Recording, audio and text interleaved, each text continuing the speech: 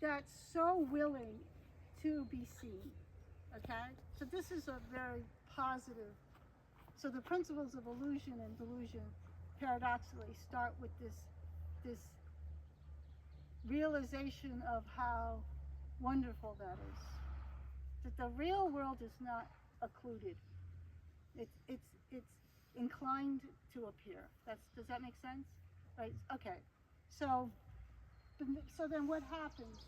So what happens is, I gotta get this right. I'm so tired. I'm sorry. I know. I'm pushing you. Yeah. So what happens is, the real world's inclined to appear, but we only see part of it.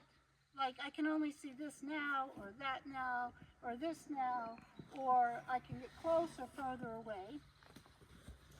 And then what happens is that part of it that I see, I name.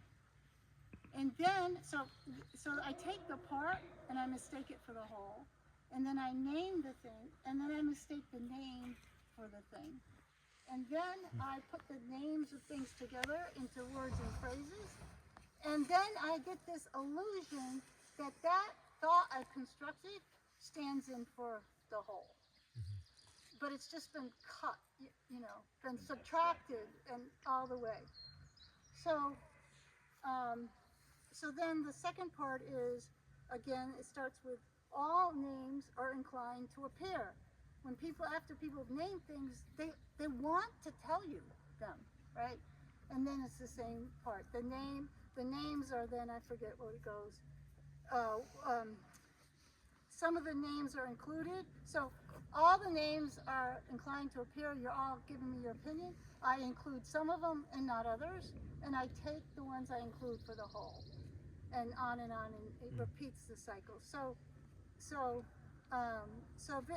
awakened perception is, how do you deal with that? How do you take the advantageous aspect that things are inclined to appear, and then don't subtract from them as if they're the whole? And how do you, that would be living in a world of awakened perception. And then there's this this phrase from Mifflin that says,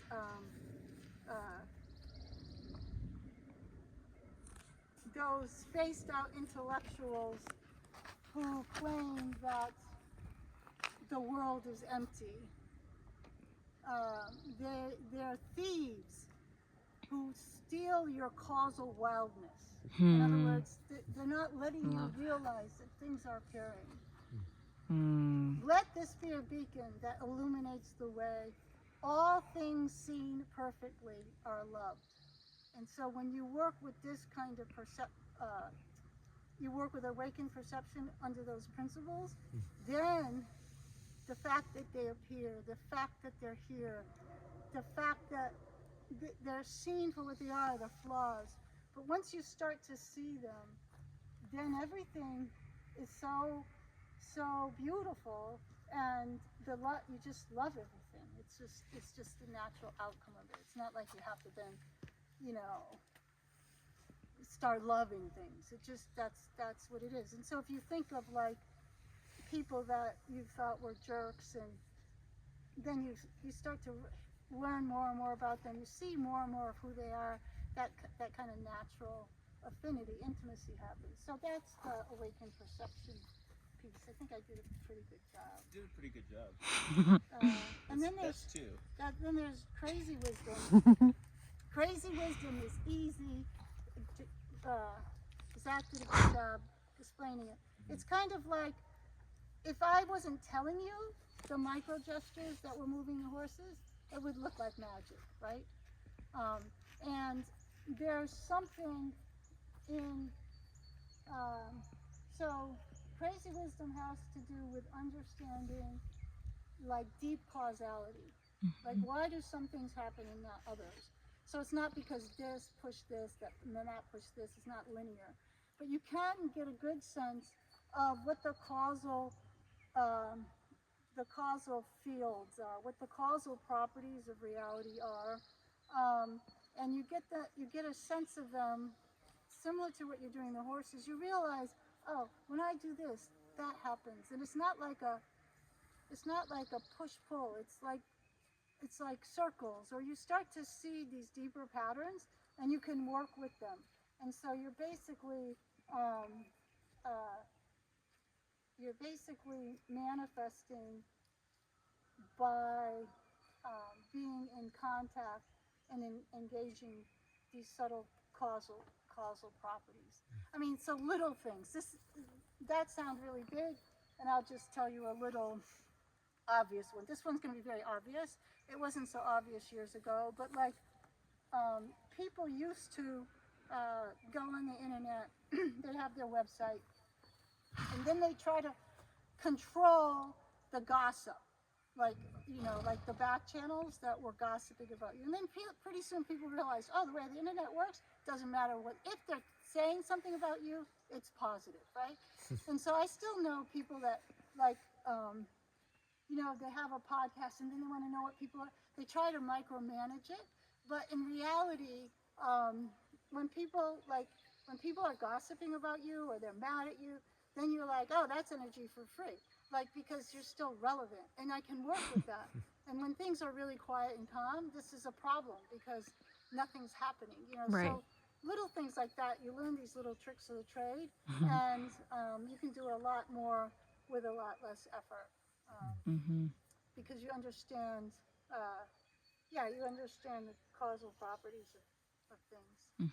It's kind of like when your kid has a temper tantrum, and you kind of know, like if you go and try to fix it, you're going to put a lot of effort and it's just going to make it worse. But if you kind of like, and pretty soon, like something like the horse, like what we were doing with the horse, pretty soon all the energy is going to turn around because you understand the way these things work. So it's about understanding the deep causal properties. Yeah, and it's something about like chaotic seeming energy. Oh, right. You can finish it. You'll say it better than me. Yeah. So what else is there is that we tend to what looks like noise in the system is actually just latent order, right? So like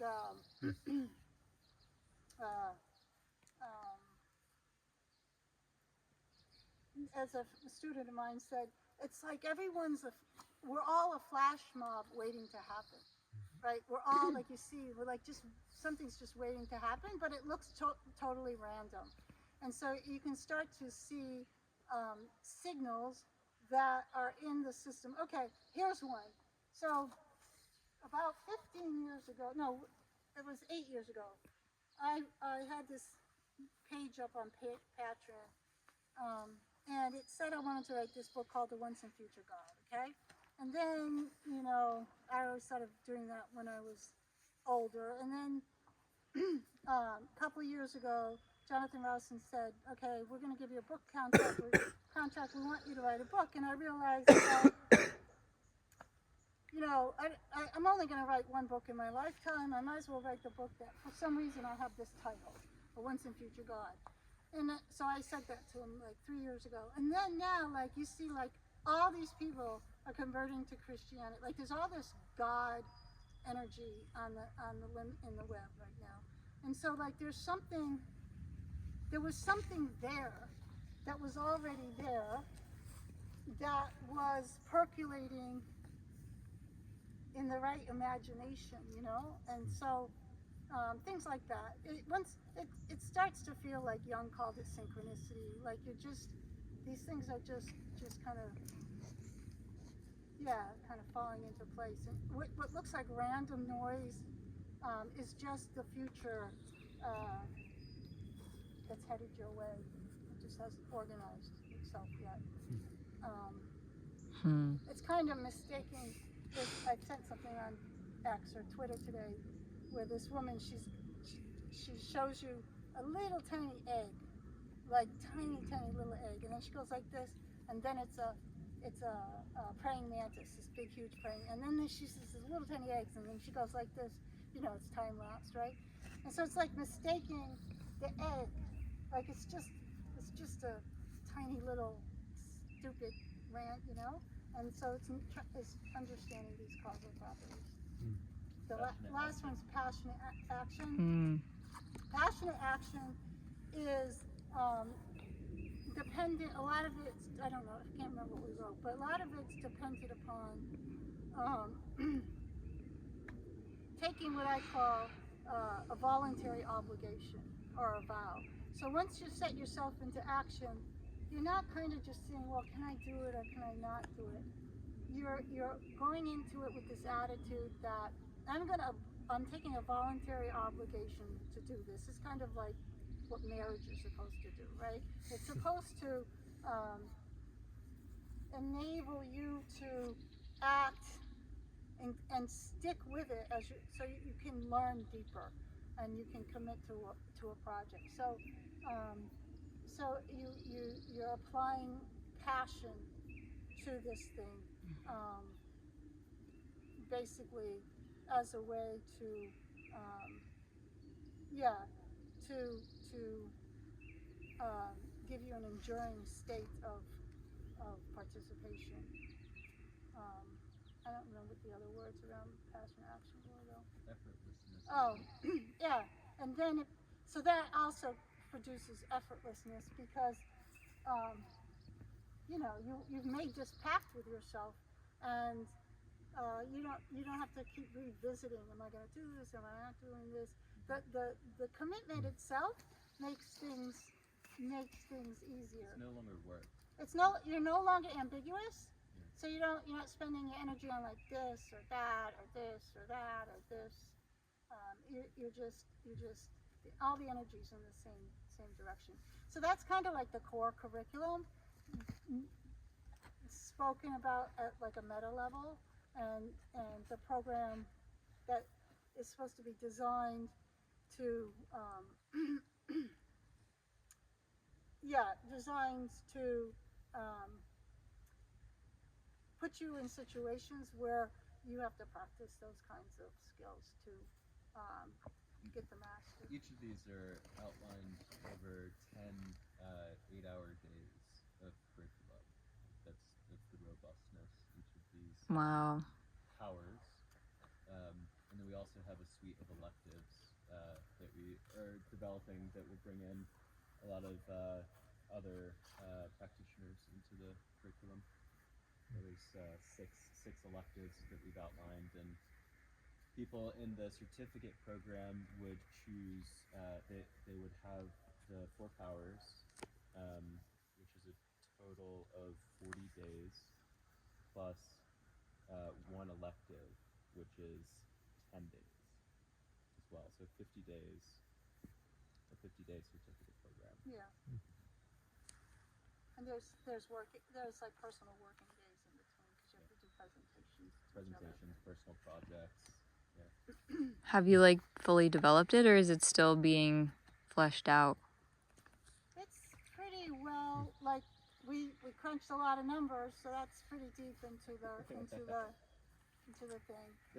I think there's a lot of clarity into what it is. I wouldn't say that it's like explicated in full. Yeah, but there's a lot of clarity into what it is. Do you have an idea of like when it's gonna be like takeable, like sign up forable? Yeah, probably in like 6 weeks. We want 48 students next year. 48 students, yeah, starting. Where are you gonna teach it? What's that? Where's it gonna be taught? Online. It'll be virtual with a immersion. Yeah, On the line. Yeah. We want to do a residential program. Yeah, that would be really cool. Yeah. We were looking at campuses. We're still searching, but yeah, while Zach especially works to get the accreditation. It's gonna be years, guys. Yeah, so exactly. I've got time. Only if you start now. Yeah. Will it be yours? Yeah. The program is built out because we're working with people who know a lot about accreditation, and I've gone through it. It's built out so it begins in the format that the accreditors want to see. So then, if you get the certificate, and then after the 3-year period, we get accreditation, then you just have to take one more elective, and then a culminating project, and you'll be able to be accredited. So if you take the certificate and then wait, and you could always just add add on at the end. What's All those. To, Yeah. to get a master's in leadership degree is our goal. We'll work with the accrediting body to see what we can actually offer. It may end up being something slightly different than a master's in leadership, but that's the goal. That's the idea. Yeah. Yeah. Wow. Sounds revolutionary.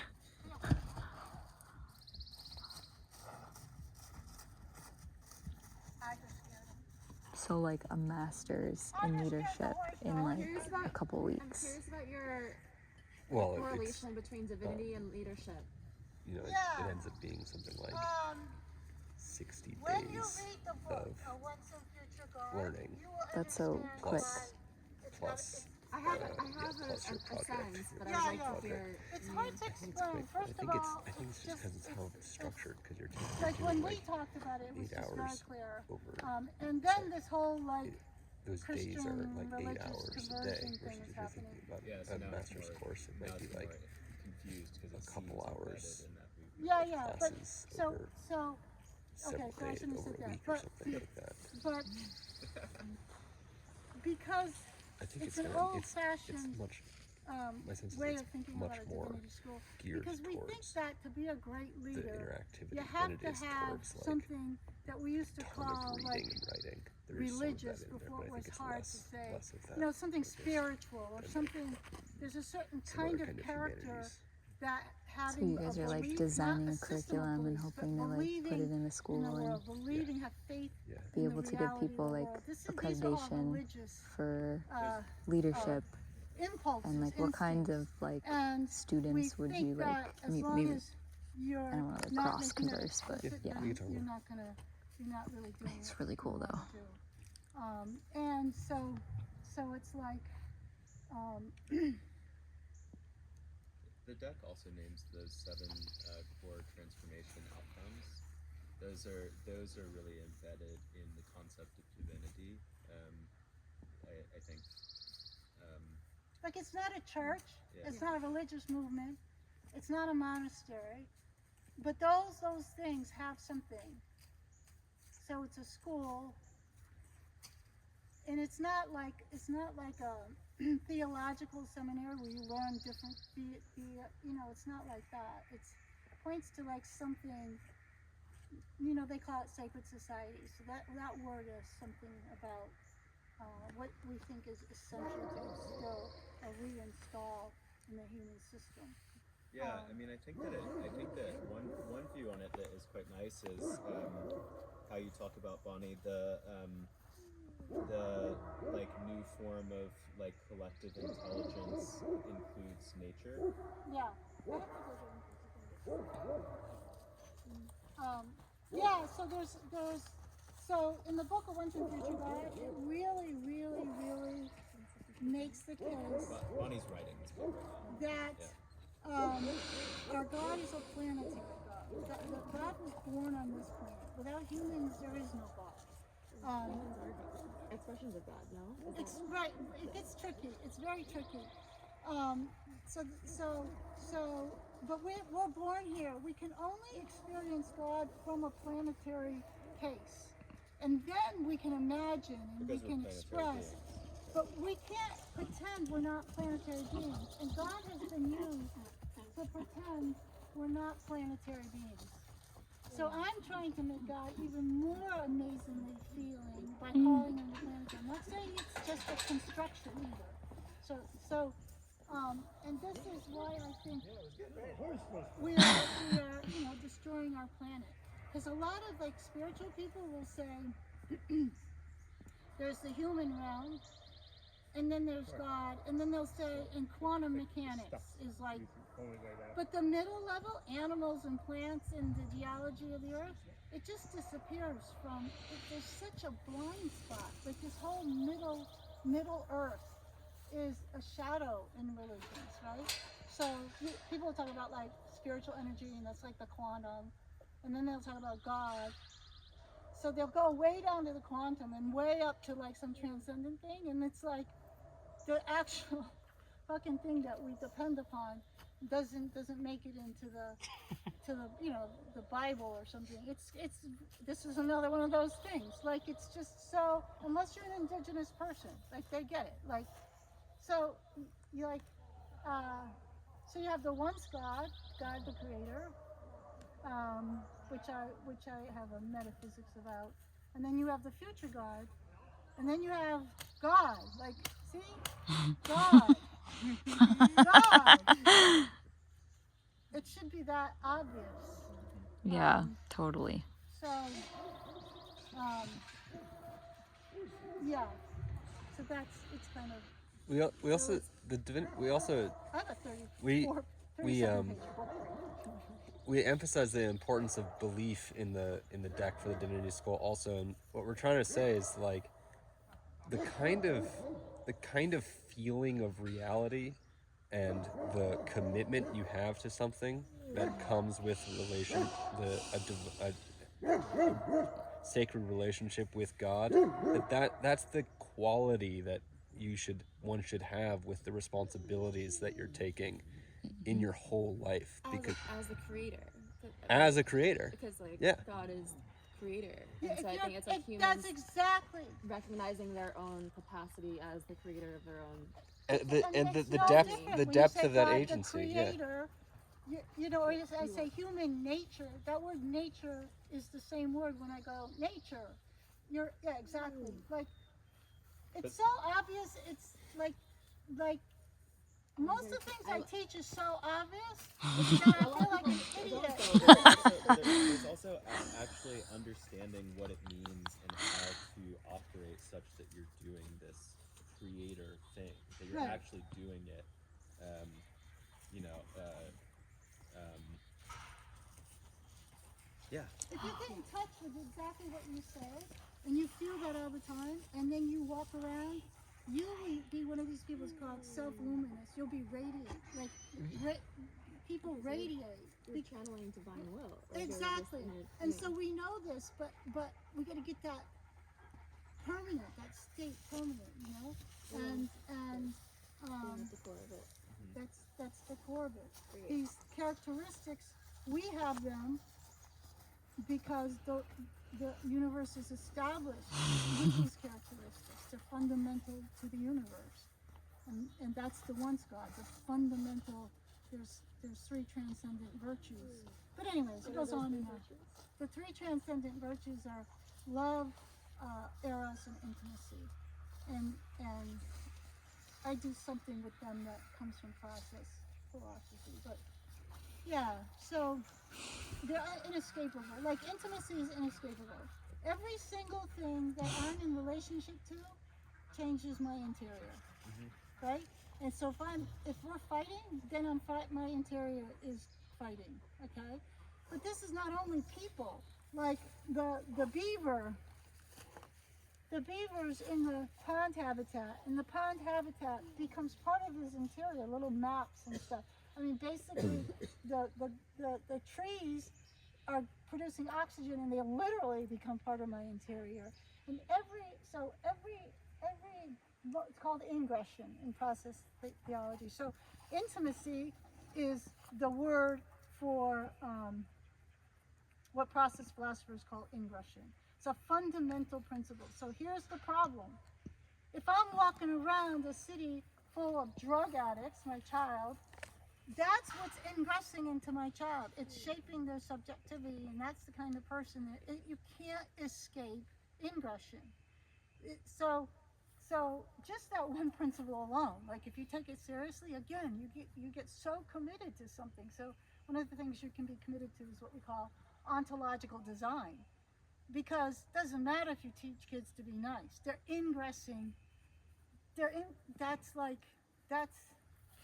it's like feeding them poison, literally, right? So that's a transcendent virtue, and we know it as intimacy. So the more intimate you are with someone, you become more porous to allowing them to change your subjectivity. You know how they say people who've been married for a long time, they even look like each other, right? So that's a transcendent virtue. The eros is. That's why we all start to look more like computers. No, it's true. These things are freaky true. Pigs. And then, yeah, people look like their dogs. The other Eros is, it certainly has to do with inversion, but Eros is when two identities come together to produce a third. Okay, so it has a little more, and the molecules do this, and atoms do this, and people do this, and bugs do this, and DNA does this, and viruses do that. So, so you have the notion of the third for Eros. So, and then love is epochal change. So what do I mean by epochal change? This one's really cool. It's like, did you see it, my activist teacher? Okay. Yeah. So when she gives birth, she becomes completely metabolized by her babies. Like the first amoeba. Is the first amoeba still around? Kind of, but it gets completely metabolized by its creation. And this is true for people too. It's just that our kids, we have, we live longer in a passing. We're ships passing in the night. And when women have children, like literally, they're giving their soma, right. So they're being, and then fundamental, like it becomes very sacred. Like when the horses eat the grass is literally being metabolized, and grass is made such that it's willing to be completely metabolized by the other. This is what I believe the once God is. I think the once God gets completely metabolized by creation, except creation is a very long duration. It's not like, okay, panentheism, this is now. So that's what love is the willingness to be completely metabolized by the other. And in process philosophy, it's called epochal change. This moment completely disappears into this moment. This moment has metabolized that, so it's like inside, internally related, but like it includes past moments. So those three transcendent virtues are fun. You can't say, well, I accept them or I don't accept them. But what you can do is you can see them as virtues instead of as constraints, and then you see them as like a kind of a definition. When the early universe gets started, however you want to tell that story, these things are in operation, and that turns into more complex. She's being forms. metabolized. Fully metabolized. Fully metabolized. You good?